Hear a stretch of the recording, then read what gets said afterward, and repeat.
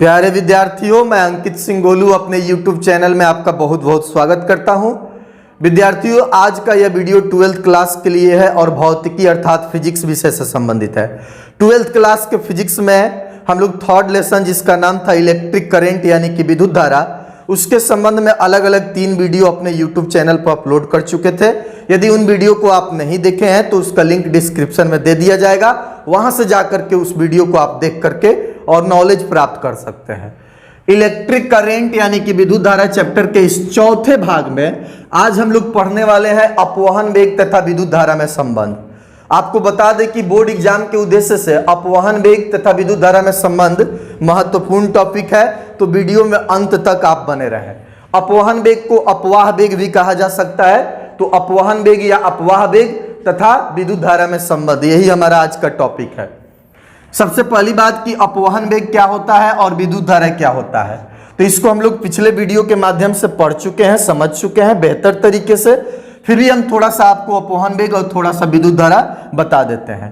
अपवहन वेग का मतलब होता है कि किसी भी चालक में मुक्त इलेक्ट्रॉन पाया जाता है और वो मुक्त इलेक्ट्रॉन उसके भीतर यादृच्छिक गति यानी कि रैंडम गति करता है। तो चालक में मुक्त इलेक्ट्रॉन होता है, कुछ चालक में मुक्त इलेक्ट्रॉन नहीं होता है। चालक में जो मुक्त इलेक्ट्रॉन होता है वो रैंडम गति करता है, यादृच्छिक गति करता है। लेकिन जब इस चालक को किसी बैटरी यानी कि विभवांतर के सोर्स से जोड़ दिया जाता है, यानी कि इसमें धन विभव और ऋण विभव जोड़ दिया जाता है, विभवांतर स्थापित कर दिया जाता है, तब इस चालक के भीतर के जो इलेक्ट्रॉन होते हैं वो ऋण विभव से धन विभव की ओर यानी कि माइनस से प्लस की ओर गति करने लगते हैं। अब जब ये इलेक्ट्रॉन गति करेंगे तो इन इलेक्ट्रॉनों का एक वेग होगा, प्रत्येक इलेक्ट्रॉन का अपना अपना एक वेग होता है और इसी का जो औसत वेग हम लोग निकालते हैं, सभी इलेक्ट्रॉनों के गति का जो मतलब औसत वेग होता है, एवरेज वेलोसिटी होता है, उसी को हम लोग ड्रिफ्ट वेलोसिटी यानी कि अपवहन वेग कहते हैं। तो अपवहन वेग को तो हम लोग बहुत अच्छे तरीके से समझे थे, अभी भी हम लोग समझ लिए कि चालक में धन विभव ऋण विभव जोड़ेंगे यानी कि बैटरी जोड़ेंगे तो मुक्त इलेक्ट्रॉन ऋण से धन की ओर गति करेगा और इन इलेक्ट्रॉनों का औसत वेग अपवहन वेग है। साथ ही हम लोग विद्युत धारा की भी थोड़ी सी चर्चा कर लेते हैं। विद्युत धारा क्या है, तो प्रति इकाई समय में मतलब कि 1 सेकेंड में किसी चालक से जितना आवेश प्रवाहित होगा उसी को विद्युत धारा कहेंगे। यदि किसी चालक में 1 सेकेंड में 5 कूलाम आवेश प्रवाहित हो रहा है तो 5 एम्पीयर की धारा है। यदि किसी चालक में 1 सेकेंड में 10 कूलाम आवेश प्रवाहित हो रहा है तो 10 एम्पीयर की धारा है। तो इस दोनों को हम लोग पढ़ चुके थे। अब हम लोग आते हैं कि अपवहन वेग और विद्युत धारा में संबंध क्या होता है, रिलेशन क्या होता है।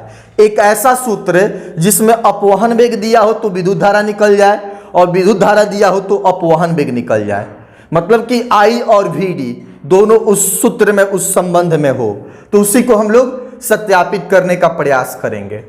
सबसे पहली बात कि विद्युत धारा का जो सूत्र होता है आवेश बटा समय होता है, मतलब कि I का जो सूत्र होता है Q/T होता है। Q को कैपिटल भी ले सकते हैं आप, हम स्मॉल से दिखाए हैं तो स्मॉल के आधार पर समझाएंगे।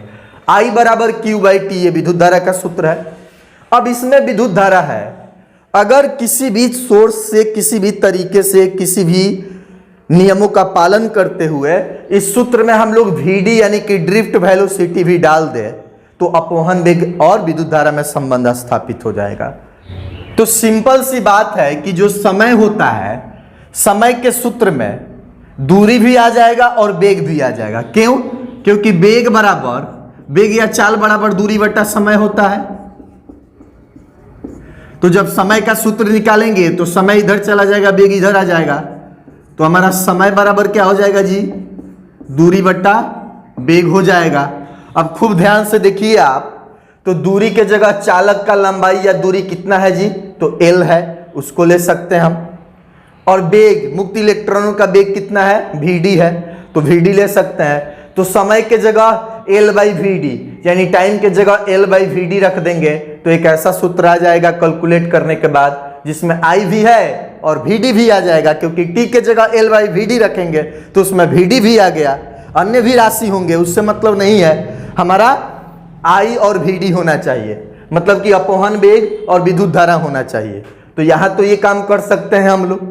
लेकिन एक और बात यह है कि ये जो Q है, Q का मतलब हो गया कि चालक का पूरा आवेश, चालक में कितना आवेश है। तो हम लोग जानते हैं कि चालक में मुक्त इलेक्ट्रॉन जो होता है, तो एक मुक्त इलेक्ट्रॉन का आवेश 1.6 गुना 10 के पावर -19 कूलाम। ये चीजें तो हम लोग जानते हैं।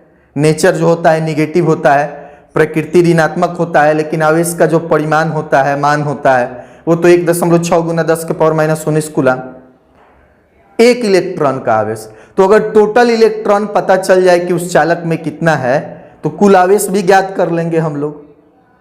क्योंकि अगर हम लोग Q को ऐसे ही छोड़ देते हैं कि Q कुल आवेश है, तो फिर अलग अलग चालक में जब विद्युत धारा के माध्यम से अपवहन वेग या अपवहन वेग के माध्यम से विद्युत धारा का हम लोग सूत्र स्थापित करेंगे, तो I बराबर Q/T, T के जगह तो हम मान के चलिए कि L और VD रख दिए, लेकिन आवेश तो हमारा बचा है।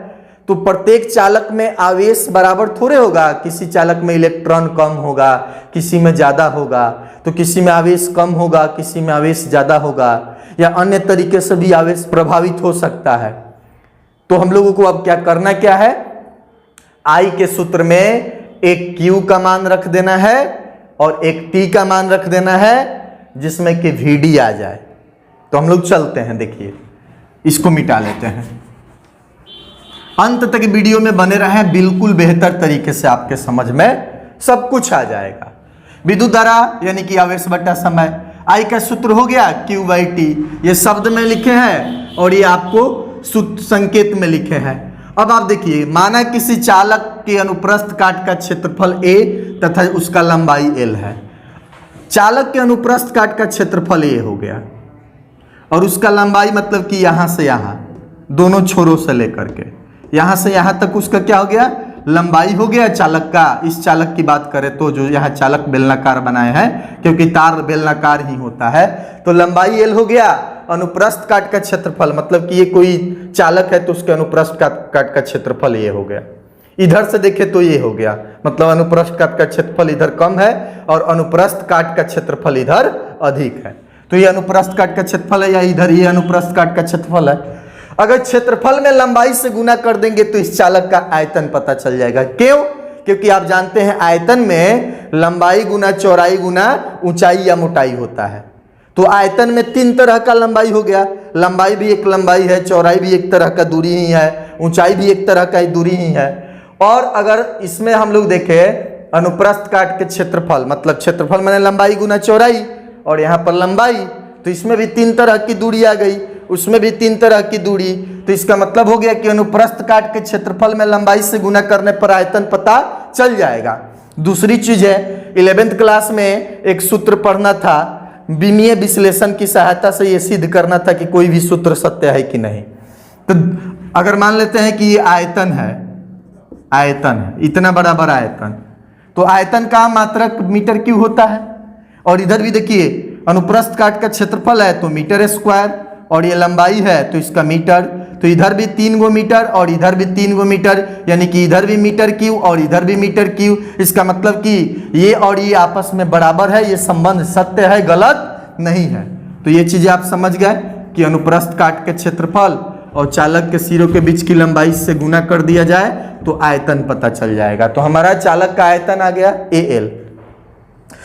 अब माना कि चालक के प्रति इकाई आयतन में मुक्त इलेक्ट्रॉनों की संख्या n है।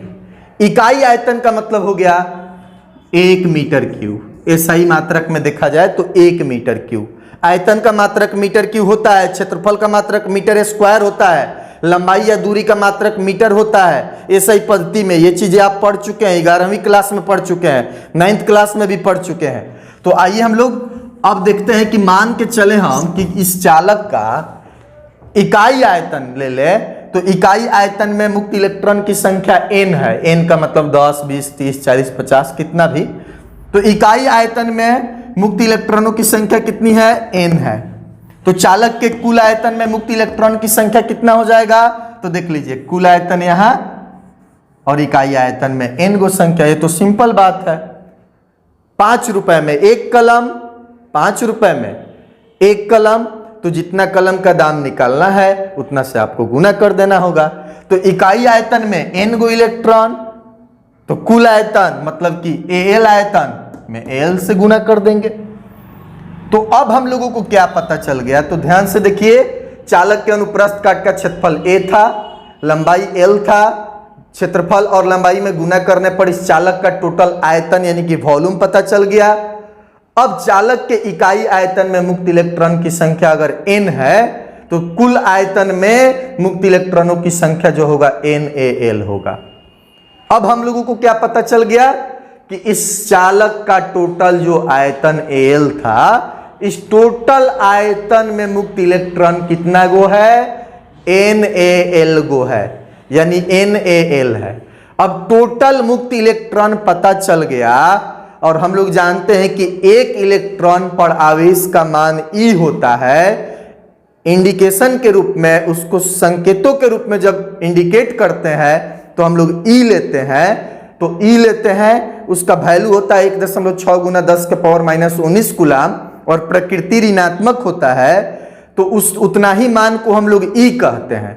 तो आपने पहले लेसन में पढ़ा होगा आवेशों के क्वांटमीकरण के अनुसार कि Q बराबर Ne होता है, तो वहां पर E मतलब एक इलेक्ट्रॉन के आवेश यानी कि 1.6 गुना 10 के पावर -19 कूलम, ये आपने जाना था। तो एक इलेक्ट्रॉन पर आवेश का मान E हो, मतलब कि इतना हो, तो चालक के कुल इलेक्ट्रॉनों पर आवेश का मान कितना हो जाएगा, तो देख लीजिए, चालक के कुल मुक्त इलेक्ट्रॉन का आवेश अर्थात कुल मुक्त इलेक्ट्रॉन कितना है, NaL है। आपने देखा कि कुल मुक्त इलेक्ट्रॉन यानी इलेक्ट्रॉन की कुल संख्या कितनी है, मुक्त इलेक्ट्रॉनों की कुल संख्या NaL है।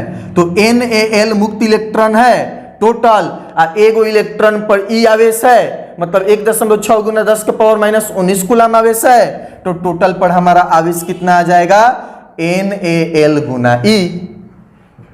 एक बार फिर से आपको बता दे, अपवहन वेग और विद्युत धारा में संबंध पढ़ रहे हैं। विद्युत धारा का सूत्र I बराबर Q/T होता है।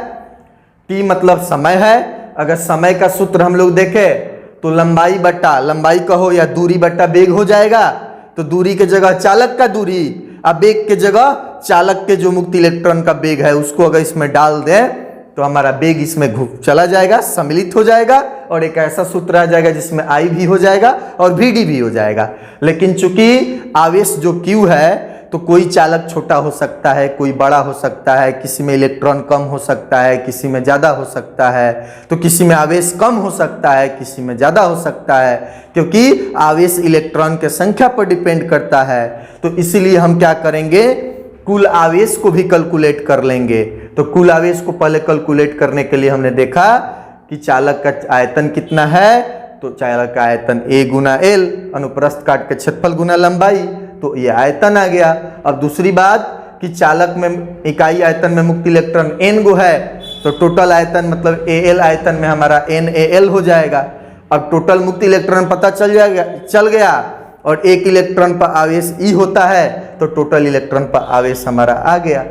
अब देखिए हमारा टोटल आवेश Q बराबर कितना हो गया, खूब ध्यान से देखिए, Q बराबर NaL, मतलब इतना इलेक्ट्रॉन का टोटल संख्या था और एक इलेक्ट्रॉन के आवेश से गुना कर दिए, मतलब कि पूरे चालक में कितना आवेश होगा ये हम लोगों को पता चल गया।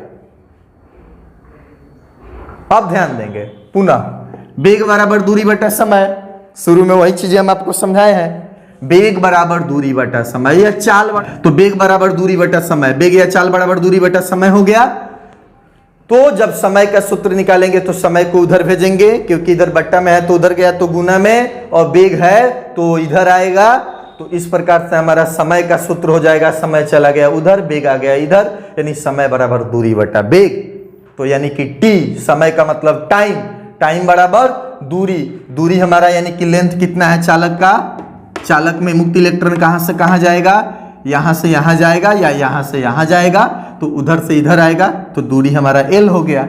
आप जानते हैं कि माइनस से प्लस की ओर मुक्त इलेक्ट्रॉन का प्रवाह होता है, नहीं जानते हैं तो पीछे के वीडियो को जरूर देखें, समझ में आ जाएगा। तो इतना दूरी हो गया, चालक का लेंथ यही ना है जी, लंबाई यही है, सिंपल है, कोई कंफ्यूजन नहीं।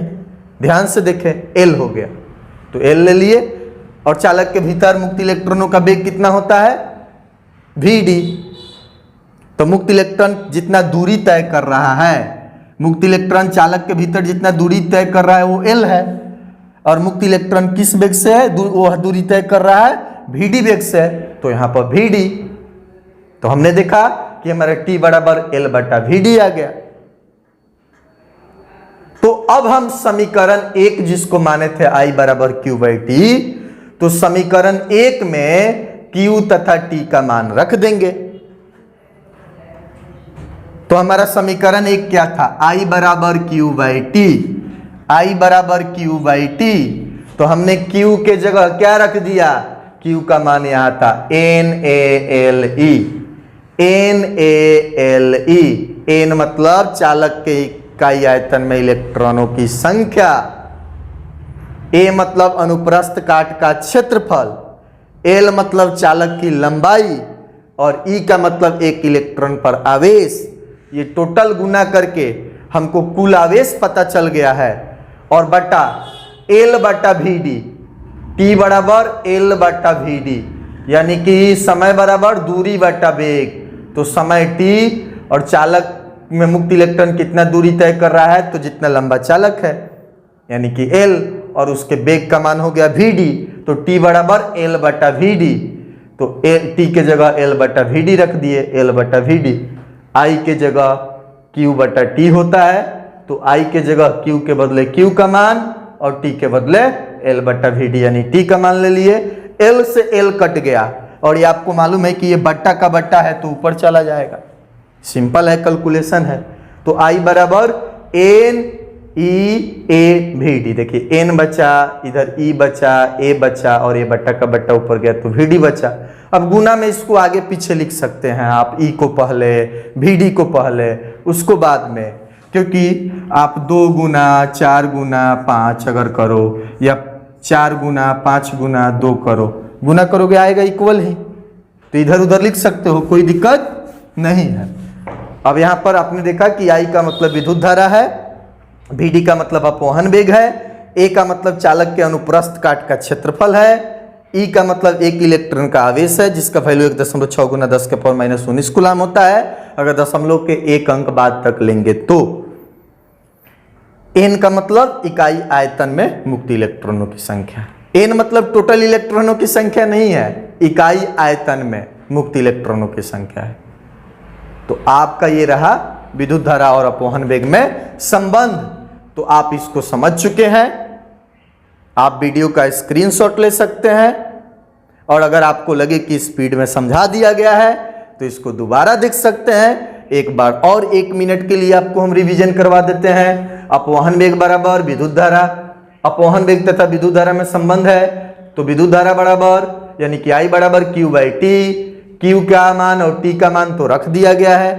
अब हम जानते हैं कि चालक का जो अनुप्रस्थ काट का क्षेत्रफल है वो a है, लंबाई l है, तो टोटल आयतन al हुआ। इकाई आयतन में अगर n गो मुक्त इलेक्ट्रॉन है तो टोटल आयतन यानी कि al आयतन में NaL यानी कि गुना कर देंगे, तो टोटल आयतन में हमारा मुक्त इलेक्ट्रॉन का संख्या Al गुना n या n गुना Al, तो NaAl हो गया।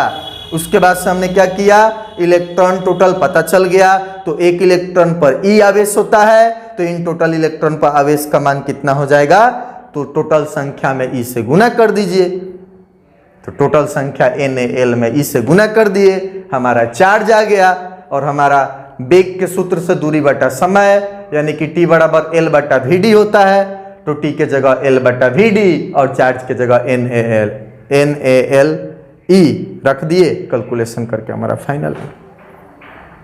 तो ये छोटा सा टॉपिक था, इंपॉर्टेंट था बोर्ड के लिए, इसको रिवीजन कर सकते हैं, कई बार रिपीट कर चुके हैं, अब इससे ज्यादा हम रिपीट नहीं कर सकते हैं। उसके लिए आप बार बार वीडियो को देखें, और आपको कोई दिक्कत हो, कोई प्रॉब्लम हो तो आप कमेंट करके बता सकते हैं। मिलते हैं अगले वीडियो में अगले टॉपिक के साथ। इस वीडियो को देखें और अधिक से अधिक दोस्तों में शेयर करें, स्क्रीनशॉट लेकर के शेयर जरूर करें, रिवीजन जरूर करें, नोट्स जरूर बनाएं। इससे संबंधित हम न्यूमेरिकल भी लेकर के आएंगे। नमस्कार।